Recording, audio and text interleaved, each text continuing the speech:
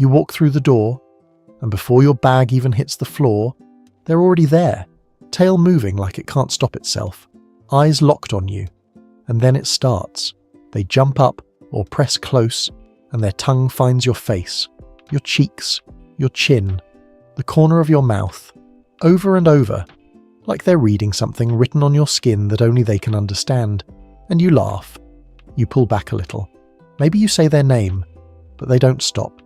They keep going with this quiet urgency, this almost desperate need, as if something inside them won't let them rest until they've done this, until they've greeted you in exactly this way. And here's what's strange. They don't do this to strangers. They don't do this to everyone who walks through that door, only you. And if you've ever paused in that moment, mid-laugh and mid-greeting, and thought, why do they do this? What you're about to discover isn't just an answer. It's a window into something most dog owners never see. Most people look at this moment and think, affection, simple, sweet, uncomplicated affection. And they're not wrong, but they're only seeing the surface. The common assumption is that dogs lick faces because they're happy, because they missed you, because they're excited and don't know how else to express it. And that's where the misunderstanding begins, because what looks like excitement on the outside is actually a layered psychological and biological event happening inside your dog. There are ancient instincts firing, bonding systems activating, a silent language being spoken, one that has existed long before dogs ever lived in human homes. And once you understand what's actually happening in those first moments after you walk through the door, you will never see your dog the same way again. 1. The greeting ritual rooted in wolf ancestry. Long before dogs were domesticated, wolf pups had a behaviour that served a very specific survival function. When adult pack members returned from a hunt, the pups would rush forward and lick the corners of the adults' mouths. This wasn't random. It was a signal, a request for regurgitated food, yes, but also something deeper. It was a moment of reconnection, a way of saying, you left, and now you're back, and I need to re-establish our bond. Dogs evolved from those same ancestors, and while they no longer need food regurgitated from your mouth, thankfully, the neurological pattern behind that behaviour never disappeared. It simply shifted. What was once a survival greeting became a bonding ritual.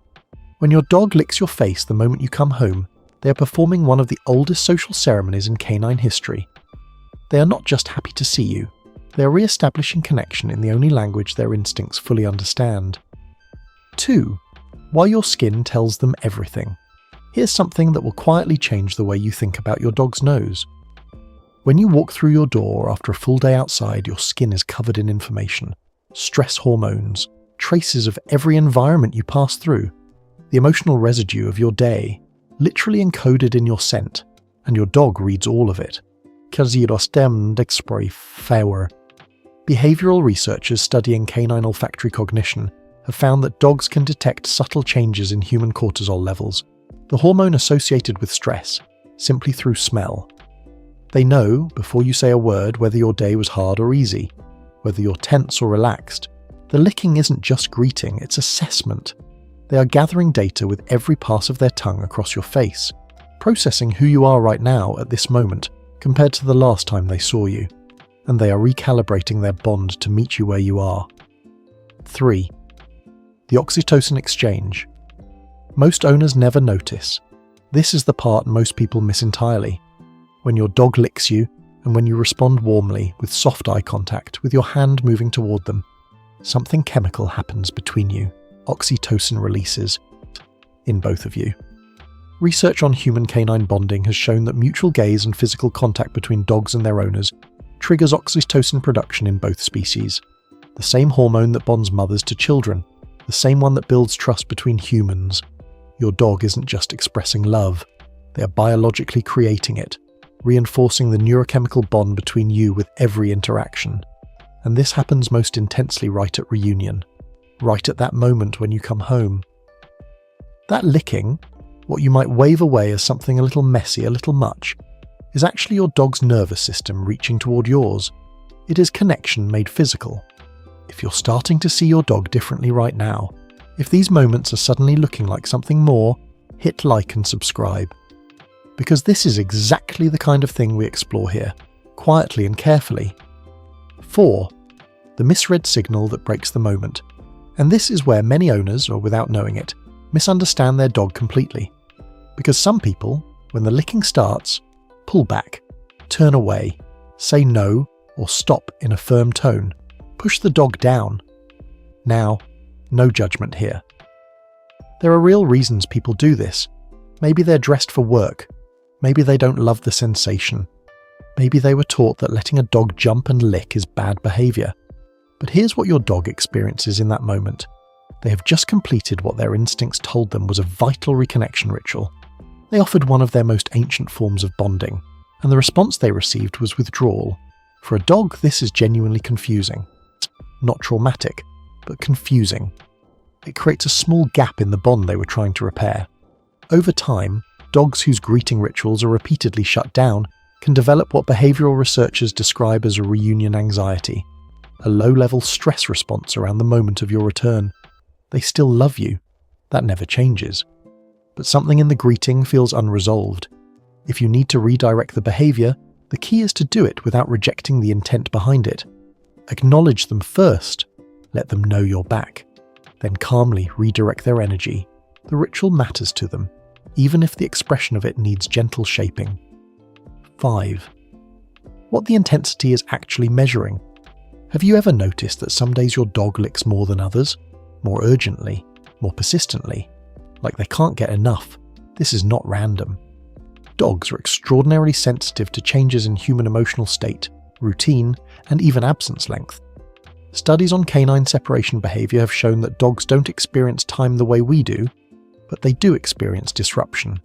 A longer absence, a stressful day, a change in your body language. All of these register. The intensity of their greeting directly reflects what their nervous system detected in your absence. On days when you were gone longer than usual, or when your scent carries more stress, the licking will be more persistent, more searching. Because from their perspective, the gap that needed closing was larger. They are not being dramatic. They are being precise. 6. The one behaviour. Most owners overlook. Here's what most people never realise about the face-licking moment. It is one of the purest vulnerability signals a dog can offer you. In canine social structure, exposing the face and neck and approaching close enough to lick is an act of deep trust.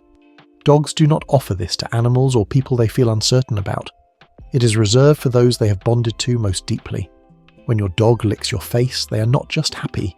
They are telling you something they cannot say any other way.